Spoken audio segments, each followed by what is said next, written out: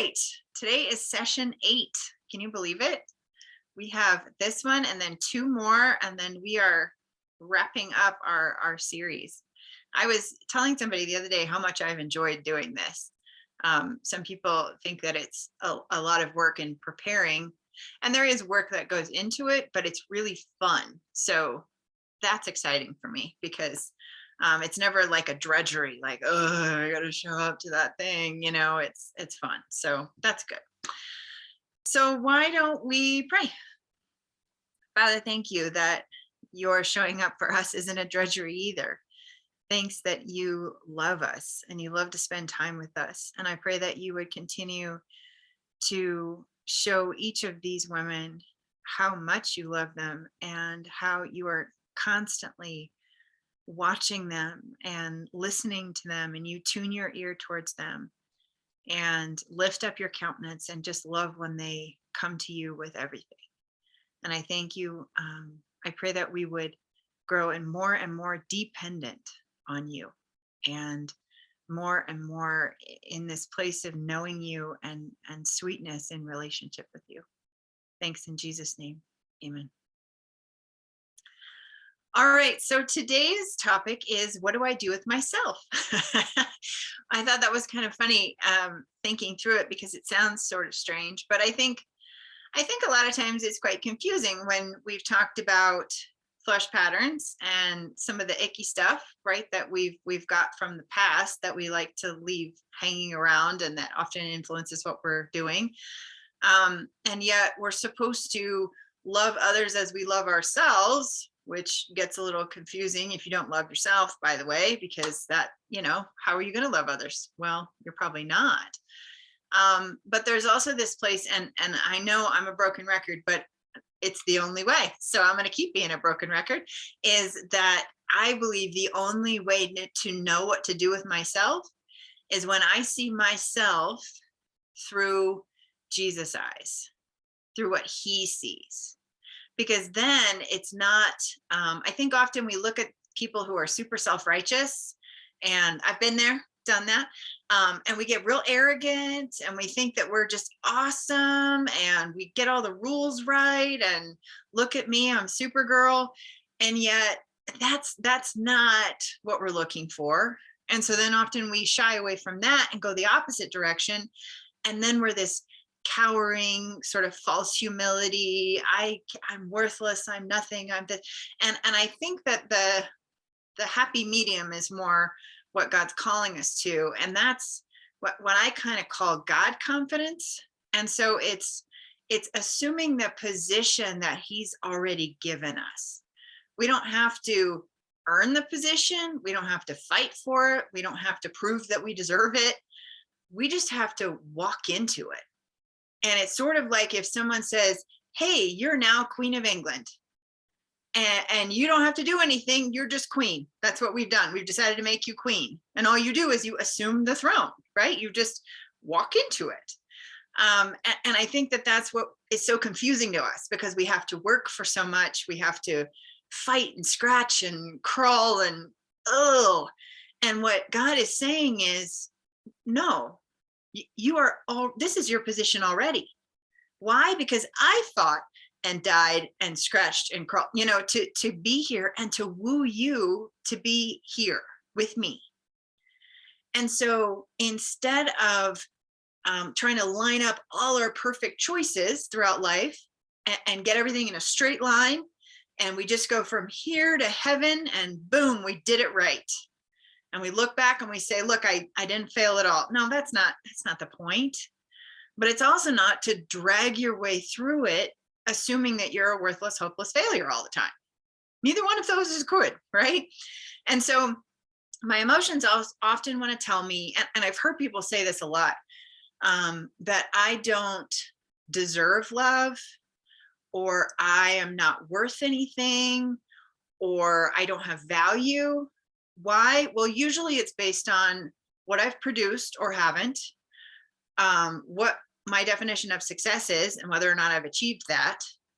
And some of these really kind of weird, vague things that are not often measurable, incidentally. They're not something that I really have much control over it all.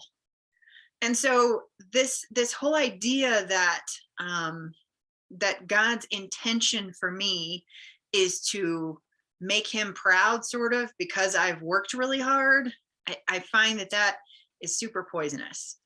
Mike Wells used to say the Christian religion is the most poisonous one out there. And I'm contrasting that with Christian faith, right? And relationship, because the Christian religion, it ends at my feet.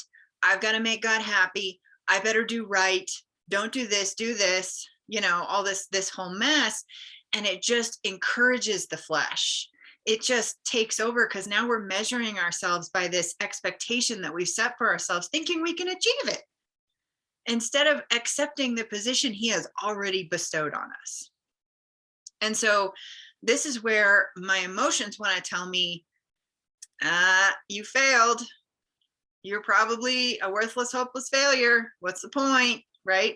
And emotions aren't bad. And I never want to harp on them, because I believe there's a place for emotions, but they can't be in charge.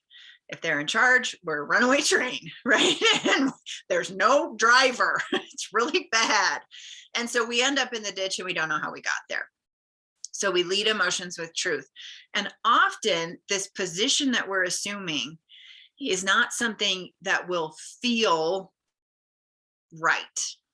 It won't feel like, oh, this is really comfy. This makes sense. It will feel wrong for a while, because you've been beating on yourself for so long and measuring yourself by this expectation that is not God's, that it will feel off, right? It'll feel like, oh, I'm being arrogant or proud or something. I'm sorry. Try being and walking in the position God has given you and tell me it's arrogance and pride, because I don't find that to be true. Because here's the thing, I haven't done anything to earn it. So I can't set myself on this pedestal and say, look at me, look what I did. Isn't that great? I do find that whenever I get there, because I get there sometimes, right? I want to look back and be like, see what I did? And Jesus is real kind with me now. It used to be that whenever I would do that, something, I would hurt myself generally. And then I'd be like, okay, you're right. I don't know what I'm doing. This is a mess. But now he kind of just taps me on the shoulder and he goes, you? And I go, oh, you're right. That's ridiculous. I could never do this. This is so fun to get to enjoy this with you. Look at what you've done. And that's that celebration, not this false humility or this arrogance, but this place where we get to celebrate what God's done, whether it be in us or in others or what's going on around us. We get to participate in it. And that is so exciting. And it's such a relief, right? Because pressure's just off. What do I get to do? I show up. That's it. I walk into it. It's hilarious, really, when you think about it. But it is really hard, because it attacks our pride that wants to say that we've done it by ourselves, pulled ourselves up by our bootstraps in the American dream. And also this place in us that wants to beat the tar out of ourselves because we think that that's helpful, right? It's counter both of those places. So we talked about the flesh patterns in session 3. And we talked about, the lies that all sorts of, whether it be in us, that they tell us that we're miserable, hopeless, worthless, unloved, all that garbage that we just sit in a lot. And I think a lot of times we get real obsessive with the lies, and I want to define the lies because I think it's important to recognize them. But I also think it's so important. And I call it soaking, to soak in the truth, right? Because it won't make sense at first. We're like sponges, and we sat there and soaked up all these lies our whole life. And then we're shocked that that's what comes out, Well, we need to sit and soak in the truth a little bit. And when I say soak, it doesn't mean that it will feel right or make sense. But it's over and over again. We say the truth. And then eventually I think our emotions come in line and we go, okay, maybe this is okay, maybe. But this is what God says, right? So we've got to trust him that he knows best instead of me deciding that I know best. Because I can tell you, I don't. So I want to read through some of these things that God was giving me as I was kind of getting obsessive with the truth a little bit. And these are things about you, right? And me. Isn't it fun? I am to live as a beloved one, not a disappointment. I am to live as one who is rejoiced in with singing, not a bother. I am to live as one who is seated in the heavenlies, not as a cowering disaster. I am to live as one who has worth bestowed upon me, not one who is trying to earn it constantly. I am to live as one whose value is in who I belong to, rather than how productive or good I am. Air quotes, definitively on that one. I am to live as one who has a good shepherd leading me, not grasping for control or power in an attempt to be my own God. I am to live in relationship with my Heavenly Father, my Jesus, my Holy Spirit, not trying to figure out my life in terms of trying to make him happy with my religious zeal. So there's a whole lot more than that, but those are just the first things that came to me as I thought through this. And shameless plug here for just a minute. I've been really thinking about this women's retreat I'm doing later this year. And for those of you who are thinking about joining me, I've been asking the Lord for the theme, because it's always more fun to talk about it when there's actually a theme, right? Not just, hey, come hang out with me, which is fun. But anyway, and so he had just knocked me over the head with it the other day, and it's living as a beloved one. What does that mean?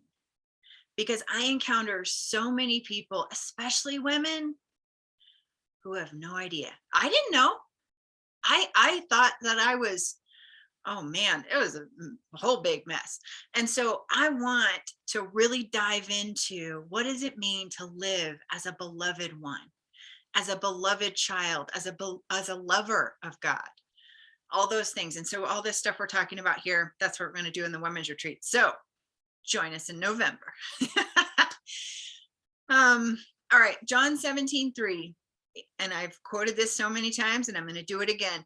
Eternal life means to know and experience you as the only true God, and to know and experience Jesus Christ as the Son whom you have sent. God's goal and definition of success in your life is knowing him.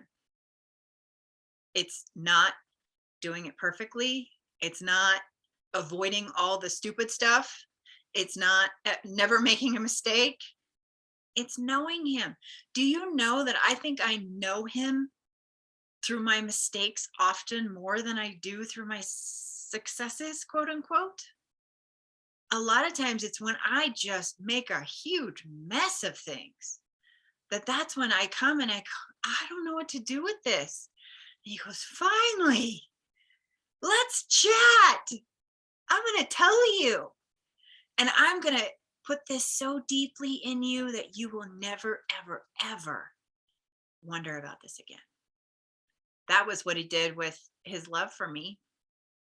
I had to make some decisions that were, well, probably not my finest hour, but he's used them. So we're not going to worry about it.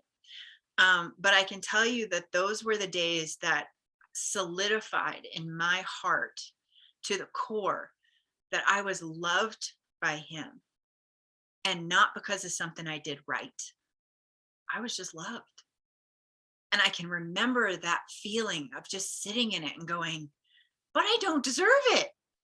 And he goes, yeah, that's right. You don't. I still love you. And so it's in those places when we know him. And so really, in a lot of ways, everything that happens in our lives, whether we choose it or somebody else chooses it, he can use that to deepen our relationship with him. Nothing is too much. Nothing is past that. He always puts us in the best place to know him. It may not feel that way. And I know that. I mean, look at what I do. I talk to people every day that just have sad stories, and they're in places that are tough. I just did a podcast interview that I'm excited to release as soon as I get a chance to edit it. Um, and it's this a sweet gal named Leslie who lives in Texas, and she has had a lot of health issues and is completely limited in what she can do right now. And do you know what she said to me? She goes, "But God made promises and he's going to show up." And I was like, you can't even drive yourself places. You are so limited. She has no, she has to have somebody transport her to doctors and to everything else. And she just very firm on that. She may even be on tonight, or she'll watch later if she's not. But I was so grateful for her saying that, because I go, man, I don't often just go, you know what, whatever's going on right now, I know he's going to work it out for me to know him. So we're just going to wait for that, whatever that looks like. In the pain, yes. In the hard stories, yes. In the mistakes, yes. In the offenses and rejections of people towards you, yes. All of it. We don't have his perspective.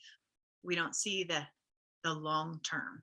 We see the short term, and we are upset because we're uncomfortable, which I get. But he defines us. And so in a way, as we get to know him, we also understand more of who we are. Not that that's really the obsession, but it's kind of nice to be like, oh, that's who you made me to be? That's really cool. Because he's looking at you going, you're my beloved one. Let's walk into that position, please. Stand up, hold your head up. When I was probably in college, maybe in high school, I started walking around looking at my feet. I wouldn't look people in the eye. And I remember, and people are often confused by this, but my thought was, I was sort of apologizing to people that had to see me. It was sort of this, I'm just sorry. I'm sorry I'm here. So I'm going to look at my shoes so you don't even have to look at me.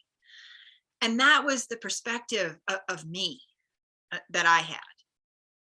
And I remember that as God has brought me along this path, and I'm not there yet, okay, but as he's brought me along and shown me who he sees me to be, who he says I am, what he imparts in me with his life, how he blesses me with his spirit, all this stuff, I don't walk around with my eyes on my shoes anymore. Because I honestly can't love on people if I'm doing that. That's one thing. But it's because I can see then and not apologize for being me, but more move into that position that he holds for me, saying, come right here. I've got you. You've already got life. You just walk in it. Excuse me. Corrie ten Boom, who I have a few quotes from her tonight.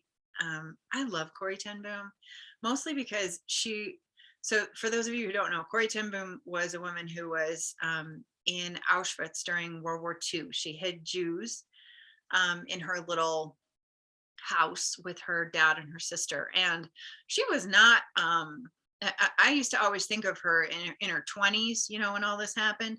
She was not there. She was in her like 50s and 60s when she was hiding Jews. She and her sister never married. And then she gets out of the prison camp, and her dad and sister both died there. And then she starts evangelizing. She travels the world, and she's in her 80s or something. But the thing I really appreciate about Corrie ten Boom is she doesn't ever come across as having it all together. In fact, most of the time she talks about her sister as calling her out and saying, now, Corrie, we don't need to be so mean, And Corrie's like, yeah, I hate them. I don't want anything to do with them. And her sister is the one who's calling her back to the Lord and saying, no, it's good. He's going to use it. It's fine. Anyway, I just appreciated her take on so many things. But she says, Jesus Christ is able to untangle all the snarls in your soul, to banish all your complexes, and to transform even your fixed habit patterns, no matter how deeply they are etched in your subconscious. So there's hope. And for those of you, and I've heard this many times, but I've been doing it for so long. I believe these lies for so long. I know. But there is not one thing that has passed his love. And so in this obsession with the truth, in this soaking, there is not one snarl, not one complex, not one habit that he can't deal with. Philippians 3:7-8. Yet all of the accomplishments that I once took credit for, I've now forsaken them, and I regard it all as nothing compared to the delight of experiencing Jesus Christ as my Lord. To truly know him meant letting go of everything from my past and throwing all my boasting on the garbage heap.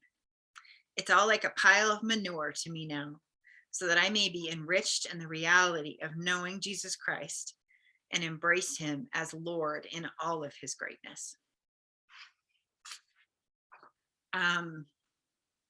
And that's the stuff we leave behind. It's a pile of poop. Poop is really good for fertilizer.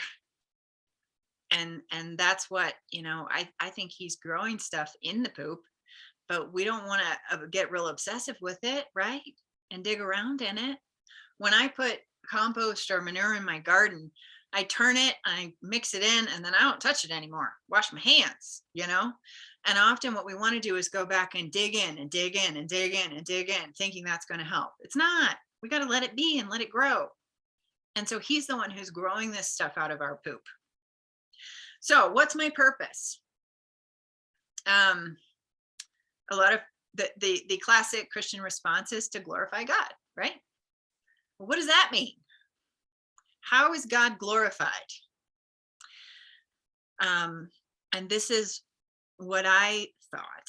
So to live in connection and relationship with God, so that you pursue callings with his faithfulness.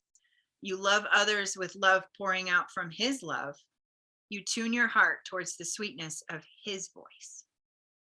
You learn to follow your shepherd. Man, he loves that. And so how is he glorified? In relationship with him. It all comes back, right? And I'm the broken record who keeps talking about it, but because we don't talk about it enough. And so I've got to keep coming back to it because it's so important. So how do we do that? Well, it's living, understanding that the past doesn't have to sit on us anymore, but instead we're freed from that, and we have the indwelling Christ that achieves all this in us. So once again, how do we glorify God? We ask him. We say, how do I glorify you? How does this work? I don't know. And he is so faithful to come alongside us as the shepherd and say, well, let's walk this way. That would be fun. I would enjoy that. And I think that glorifying of God, there is always glory in that relationship. And I know because I've seen it. I watch people who walk with Jesus. There was this woman when I was young. I was probably 10 or 11, and I was in a church. And her name was Ruby. I know she's with Jesus now. And she was probably in her 80s when I knew her. She's very quiet, very kind of reserved, but the sweetest woman you've ever met. And she told me one day, years later, she said, do you know that I pray for you every day? And I just went, oh, but there was this sweetness, this glory about her. Her face just shone everywhere she went. Why? She hadn't achieved lots of things. She didn't have an amazing ministry. She didn't, save millions of people. She didn't do anything really spectacular. But man, she showed up. She was faithful. And she prayed for me. And I'm sure everyone else in the church. And there was something, that was God's glory. I saw it. I saw it in her as she just was connected. And it's that connection that brings the glory. And Corey ten Boom again, I was always fascinated. Her sister said, "We must tell people what we've learned here," talking about the prison camp that they had been in. This was before she died. "We must tell them that there is no pit so deep that he is not deeper still. They will listen to us, Corey, because we have been here." Those of us who have been in those places, maybe not a pit as deep as Corey's, but some pretty rough places. Is that past God's glory? No, no, not for a second. And I love that she said this because this is someone who had taken his promises and proven them, right? Did it work out exactly like she wanted it to? No, no. She experienced grief and loss and torture and starving and all that. But she witnessed that he was deeper, he was bigger than all of this darkness. So, practically, I get asked a lot of times how I find my calling because I talk about calling a lot when I'm dealing with, and it's not just people who are in college, right? Or somebody fresh out of high school trying to figure out what they're supposed to do with their life in terms of a career. This is not a career. This is a calling. It's different. A calling, and these change sometimes. I believe a calling is something that God says, "Hey, let's do this.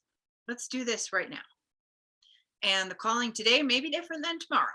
That's okay.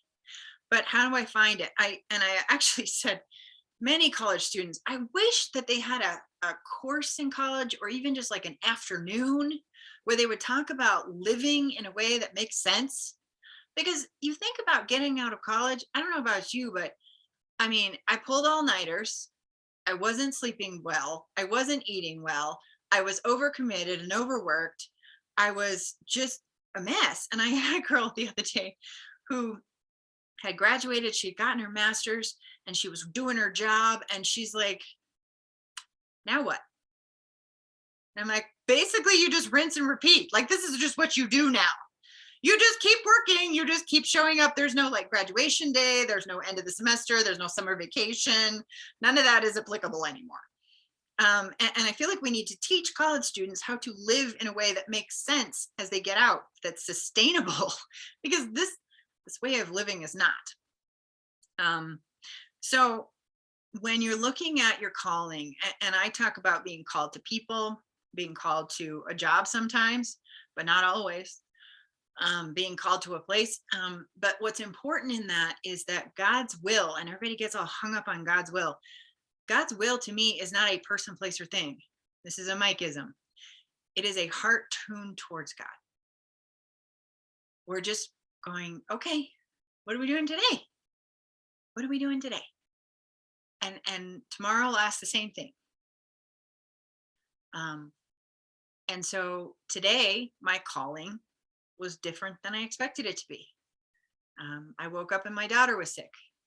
So she stayed home from school and I had to move some appointments around. It was a different sort of calling. It was really fun in the end. I got to hang out with her, but it was not the achievement that I expected to have today. But my calling was just sitting with a girl who can't stop coughing. That was my calling today. It's not a pretty one, I'll be honest, but it's a good one because I know Jesus in it. And so the point of a calling is relationship with Jesus, right? It's always that. It's not to achieve or to, look at yourself and say, wow, look at me. So how do I find my calling? I ask. If anyone longs to be wise, ask God for wisdom and he will give it. He won't see your lack of wisdom as an opportunity to scold you over your failures, but he will overwhelm your failures with his generous grace. James 1:5. Isn't that great? I'm not going to worry about my failures today because he is overwhelming them with his generous grace. Thank goodness for that. And so if we don't go in with this fear, well, what if this happens? What if I mess it up? What if I run out of money? What if? Fear is a terrible motivator. So God leads in the natural a lot of times. Look at your personality. Look at how you're made. Do you like people? Do you like fixing things? Do you like teaching? Sometimes I talk to people who are high feelers in personality, and they're looking at doing a degree in accounting. And I want to just grab their face and say, no, please, no. You will go crazy. This is not for you. So look at what God's gifted you to do. It doesn't mean you're limited to that. But all my thinkers are like, please give me a job in accounting. That would be amazing. All the numbers and they line up and it makes sense. Oh, that's not my jam. The other thing is, though, to let God stop the calling when it's time. And I think that's one of those things that's important, because we want something to go bad before we say no to it. You know, we want it to be like, oh, that's bad now, I should stop doing that. When often it's not. One of the things Mike Wells taught me was that every year he said he would look at his ministry and decide what things were done, what things he should prune off, because we're done with this now. And it wasn't necessarily because they were bad. It was just because it wasn't time to do that anymore. It was good for the season, and now we're going to move on to this thing. But often what we do is we latch onto the things and the programs and the methods because we have some sense of control. And that is the wrong order. And so we're not latching on to the callings of the past simply because they were the callings of the past. I want a fresh manna, you know? I want now, today. What is this? What am I supposed to do today, God? What does this look like now? And so, and I would suggest that often we maintain those because the expectation is that we will, and we're worried that people will get mad if we don't, you know? And I think that has to be a place where, man, success or failure isn't up to you. We just can't wear that stuff because it's really, really bad for us. Also, you're allowed to change your mind. I know rocket science, right? But I didn't know that for a long time. I figured once I made up my mind, I had to be that way for the rest of all time. And one day I was like, oh, I can change my mind. I can do something different. That really blew my mind. But often we won't give ourselves permission to do that. You know, we won't give ourselves permission to walk with Jesus in the direction he's going, even if it's not the direction we've been going.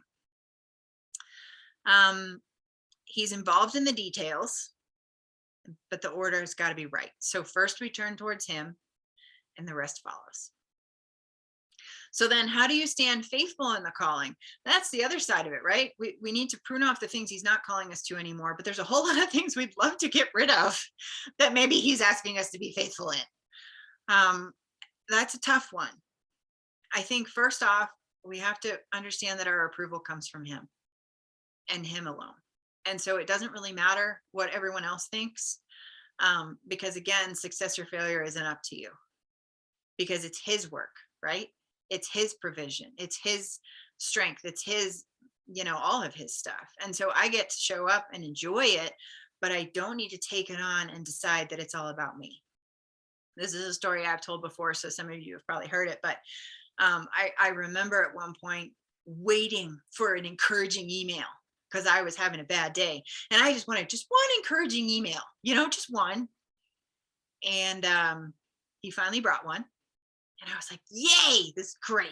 Look how much they love me. See, this is good. I'm approved, And in his very kind and rather sarcastic way that he is with me, he said, well, how long is that one going to last?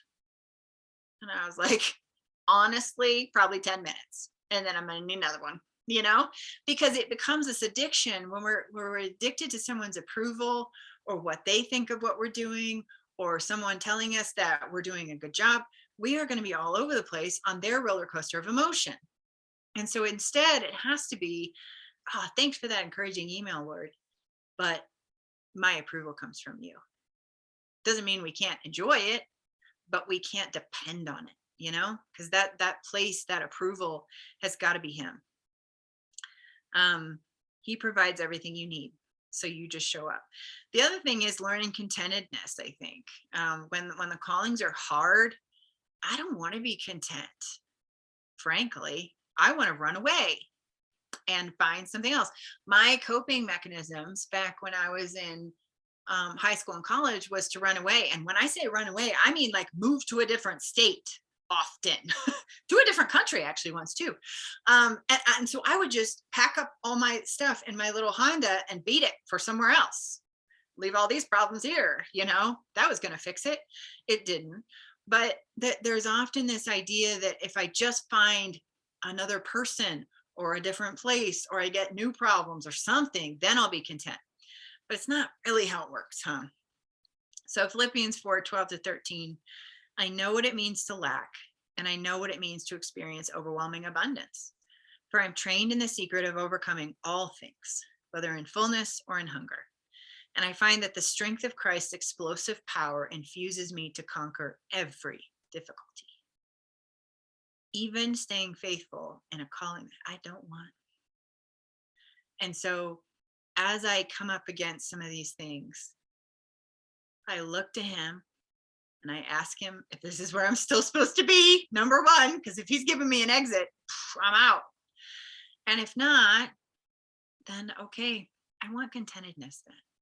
I find it interesting that Paul says, I'm trained in the secret of overcoming all things. Do you know how you get trained in that? It's not nice. You got to stay there, whether it be fullness or hunger or overwhelming abundance or lack. You got to be in those places to be trained in dealing with them. And I think that as we separate also our identity from these things, that we're a little bit freer to say, well, I got everything I need today. Awesome. I don't have anything I need today. Awesome. And it's all okay because he is the one who's providing. And so we're holding him to his promises and saying, well, you know what I need. So I'm going to come to you because you're the place where contentedness is too. Right? When you want to quit and run away, come to him for refreshment.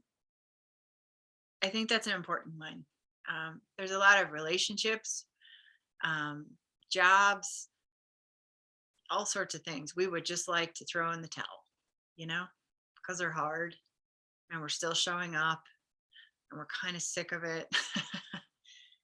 I remember when I was working with Mike, Mike traveled a lot and he emailed me one day and was ready to quit. He was ready to quit the ministry. And I was terrified because I'm this little like administrative assistant and I get an email from Mike going, well, I'm going to quit. I'm just going to quit it all. I'm done. I'm over it. I've had enough. And I went, what am I supposed to say to him? I don't know. So by the time I wrote him, he was fine and got it worked him through all of it. But I found it so interesting that even Mike, who we put on a pedestal and who traveled and looked like he was just having so much fun all the time, there were days he wanted to quit too. And that's important because then when I want to quit, I don't look at him and go, oh, I'm just not as strong as Mike. Mike was always the first one to say, it's not about the strength of the person, right?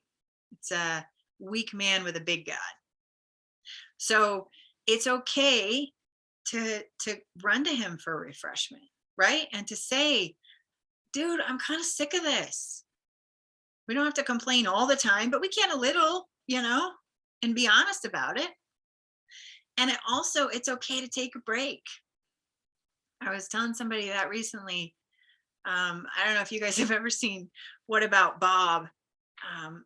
It's a funny movie, but Bill Murray is this patient of this psychologist who really doesn't help him very much, but they end up in this whole mess. But at one point he says, take a vacation from your problems. And Bill Murray's like, a vacation from my problems. What a great idea. And he goes around with his Hawaiian shirt on because now he's taking a vacation from his problems. And sometimes I want to be like, yeah, let's take a vacation from those things. Good grief. We just need a minute, right? And so sometimes I have people that I'm working with and we're doing all this like emotional work and spiritual work and it's heavy and it's hard. And then one day they talk to me and they're like, I just don't want to talk about any of it this week. And I'm like, cool, let's talk about something else. Because it's okay to take a break. We always feel like we've got to be doing this really tough stuff. And sometimes we just need a rest. Sometimes we just need a vacation. And it's not as though you can just put all your problems away, but you can take a break and just say, Father, I'm really tired. I just don't want to push into this right now. And he's like, okay, that's fine. It's okay. It's okay to rest. It's also okay to grieve the dreams you wanted that God isn't calling you to. That's a tough one. I think that regret is one of the most poisonous things in our brains, because the enemy sits there and goes, well, what if you had married that person instead of that person? Or what if you had moved here and gone to college and didn't go over here? This would all be different, right? Or what if this, or what if that, or what if, it's a bunch of garbage. Because number one, we're playing in fantasy. We don't really know how it would all play out. And number two, it torches any sense of what's going on right here, right? I don't have any focus on this life that I have here because I am playing off in fantasy land. It is important, though, to grieve some of those dreams. And I think that is valid. And I think it's hard work, but I think it's something that we need to give ourselves permission to do a little bit. Because I think often we're like, no, that's not what God has for me, so I have to just put it away. Well, sure, but you can be sad about it too. You can mourn that a little bit. And so when I work with people who are grieving, one of the things I have them do is set a timer every day for 10 minutes. And some people need a little longer than that, but and I have them just soak in it for 10 minutes. Just complain and whine. If they write about it. If they talk about it. Whatever it is, just get really, this is so sad. I'm going to think about this right now, and I'm just going to let it all out. And then when that timer goes off, we're going to reset. And there's always something that brings us back, right? And so sometimes it's picture, sometimes it's something you say. After Mike died, I remember it was a very weird thing, but keep calm and hang on. That's what I would say. Keep calm and hang on to Jesus. That was what I was thinking. Keep calm and hang on. I have no idea what's going on. Keep calm and hang on. It's going to be fine. And so there was this place that would reset me, and I'd come back, right? A lot of times, though, we either don't give ourselves permission to grieve because we're just not supposed to, or that's what we think. Our culture does a really terrible job with grief, by the way. There are cultures that do great things with grief, and ours is like, okay, your husband died yesterday. Well, aren't you over it? What's wrong with you? Let's go back to work. Instead of embracing some of it and going, let's mourn with you. Some cultures, it's like, let's take the whole month off and we're all going to come over and cry with you for a whole month. That's what we're going to do. And I'm like, yes. Let's actually be sad about this stuff instead of pretending that we're just supposed to pick up and move on. So anyway, you're allowing yourself to grieve, but you're also not getting stuck in it. And I think that's the other side of it that we can get stuck in a little bit, right? Is get into regret or get obsessive with all the things we wanted that we're not getting. And so that's why we're limiting it. We're only doing 10 minutes or something. And my picture now, when I have my moments of, is that I picture kind of wrapping it all up and setting it in Jesus' lap and saying, I don't know what to do with this. This is a lot of big feelings and a lot of sadness or a lot of whatever. And I'm just going to leave this with you because you're able to deal with this. And you're tender. You're tender with me and gentle. And that's the place for me to reset and come back. Okay, here you go. You've got it now. Now let's come back to life.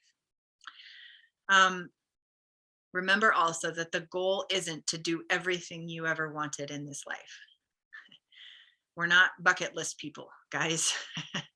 And not that there's anything wrong with bucket lists, but I think that so often we get distracted, right? This fear of missing out, or this, I haven't traveled enough, or I haven't done this enough, or I haven't done that enough. But really, that's not the goal. That's not going to give you what you want. you know? Sure, it'd be fun. I'm not knocking it, but if you don't get to it, it's okay, because this is boot camp, people. This is the preparation for the big thing, right? Where we are, I don't even know what it's going to look like, but it's going to be awesome, because there's this unity that we are craving in so many aspects of our lives that we will recognize in that moment. And those are the things that we're moving towards, right? This life doesn't have everything we want. In fact, it's kind of a big mess sometimes, but that's okay. So what about when you don't get what you want? Um, throw a temper tantrum. No, I'm kidding. That's often what I do is I get real fussy for a little while and tell God about it. But remember that you aren't alone. Um, that passage in Hebrews always gets me when um, the writer talks about all these people who have prayed and prayed and prayed and did not get the thing that they were asking for. And he says, the world does not even deserve them. That's nuts, isn't it? And so you're in good company. If you have been one of those who have asked and asked and asked and haven't gotten what you wanted. I think, though, there's so much of this that we're sort of letting go of the natural realm as what's going to make us happy. And anytime we let go of something, there's a separation. It's kind of hard, you know. But I think more and more we're recognizing that what our heart aches for really is Him. It's connection with Him. It's intimacy with Him. It's this abiding with Him. It's resting in this place instead of achieving or gaining or any of this other stuff.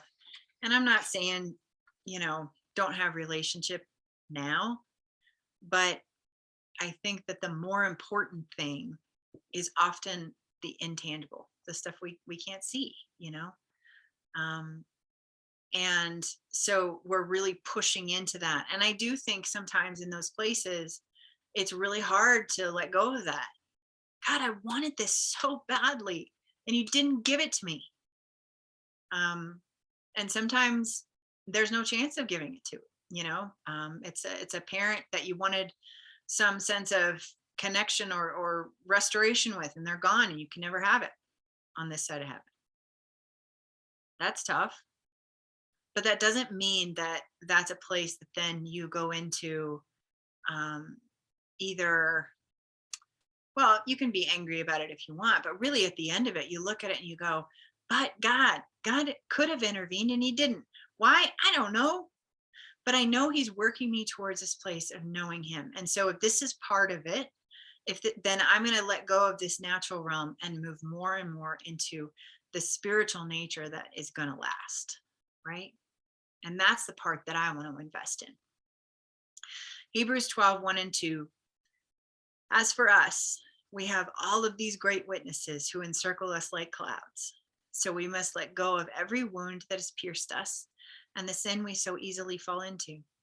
Then we will be able to run life's marathon race with passion and determination, for the path has already been marked out before us. We look away from the natural realm and we focus our attention and expectation onto Jesus, who birthed faith within us and who leads us forward into faith's perfection. His example is this: because His heart was focused on the joy of knowing that you would be His, He endured the agony of the cross and conquered its humiliation, and now sits exalted at the right hand of the throne of God. And I want my heart to be focused on the joy of knowing Him above all the rest of it. If that was valid enough for Him to deal with the cross, I think it's valid enough for me to deal with whatever is going on right now, or the things that I didn't get that I wanted. And so we grieve it and we leave it with Him. He holds all that. He's able to. And so I don't want you to think that we don't have emotions about these things, the losses, right? The places that we wish it had gone different. But none of those are bigger than this joy of knowing him. None of it. And so we're going to hold him to his promises. But remember, they may not be fulfilled in the way you thought. At least that's been my experience. I've told you before, I think this year, what God, we talk about the word of the year or whatever. And this year for me is receiving. And it's not receiving the way I expect. That's the real big caveat to it. Because so often I want to throw up my hands and say, no, that wasn't how I wanted it. That you didn't do it. Well, he did. He just did it in a very different way than I was expecting. And that is okay. And I'm going to miss it if I look at this way that I thought it was going to be and have to control it in that direction. And so instead, I want to be a sheep. And I want to follow my shepherd and see where he takes us. And you know what? It's amazing how the pressure is released when it's not about the approval of people. It's not about how much success, quote unquote, I earn in the world's eyes. It's not about how much I feel worthless or prideful. I am assuming the position that he has given me, and he empowers me to walk in it. He doesn't even leave me there, right? It's not like, okay, now you're Queen of England, figure it out, good job. It's, hey, I'm going to empower you the whole way through. I'm going to show you and bring all of this that you need. Strength for today, wisdom, patience, all the things. And so you're not alone, and you're not abandoned in whatever you're stuck in. And you're also not stuck in failure. You're not a sum of the mistakes of your past or the mistakes that have been done to you. Instead, you are walking into the life he has given you and enjoying the heck out of it. So let's pray.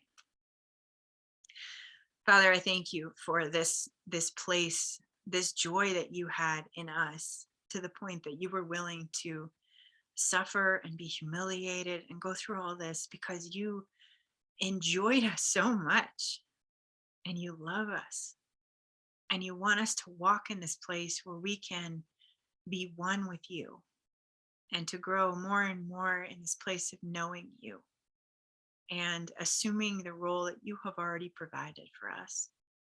I thank you that that's a place that wasn't earned, wasn't deserved, and yet it's still bestowed. And I thank you that we can enjoy it. In Jesus' name, amen. All right, so your homework. Spend some time meditating on how you let go of the lies of the identity of the past and move more and more into the identity Jesus gives you, the beloved one. I think that's one you got to stew on for a little while. At least I do still. 2, what is your calling right now as defined by God? This isn't necessarily a career, but a place that you are led into serving, find some fulfillment, and get to experience growth. It was one thing that Mike taught me about ministry. Ministry, you don't get into ministry because you think it's awesome necessarily. You get into ministry because it's your place of growth. Whether you do photography, or you're a cleaning lady, or you're a teacher, or whatever you do, it's your place of growth, right? And so ministry isn't something that is elevated or different or anything else. It's just, this is the place where I know Jesus. And you guys are each in those places too. How is God bringing contentment no matter where you are? And I feel like he's the author of that. So we got to go to him for that. Spend some time telling God about the things you haven't gotten that you wanted, and leave them with him. We're going to acknowledge them, right? And we're going to leave them quietly with him. And how does moving into God's definition of success, knowing him, change your outlook on the future? So that's your homework. It was lovely to see you, ladies. Thanks for joining me again. And 2 weeks from now, we'll do session 9, and then 2 more weeks, and it'll be our last one. So I will send out Zoom recording and homework tomorrow. And I hope you have a great evening. Bye. Bye, everybody.